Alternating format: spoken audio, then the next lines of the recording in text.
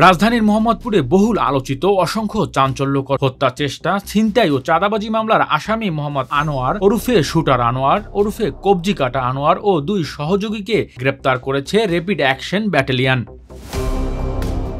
সোমবার রাতে রাজধানীর আগারগাঁও এলাকায় অভিযান চালিয়ে তাদের গ্রেপ্তার করে র্যাব 2। বিষয়টি নিশ্চিত করে র্যাব 2 এর অধিনায়ক অতিরিক্ত ডিআইজি মোহাম্মদ খালিদুল হক হাওলাদার জানান, মোহাম্মদপুরবাসীর কাছে আতঙ্ক, আনোয়ার ও তার লোকজন চাপাতি নিয়ে কুপিয়ে গুরুতর জখম করেন, কেটে নেন হাতের কবজি। এরপর সেই কবজি দিয়ে উল্লাস করে টিকটক ভিডিও বানান। তিনি আরও জানান, অসংখ্য চাঞ্চল্যকর হত্যা চেষ্টা, ছিনতাই ও চাঁদাবাজি মামলার আসামি মোহাম্মদ আনোয়ার ওরফে শুটার আনোয়ার ওরফে কবজি কাটা আনোয়ার ও তার 2 সহযোগীকে গ্রেপ্তার করা হয়েছে। এ বিষয়ে মঙ্গলবার দুপুরে আয়োজিত সংবাদ সম্মেলনে বিস্তারিত জানানো হবে বলেও জানান র্যাব 2 এর অধিনায়ক। Desk report, metro TV.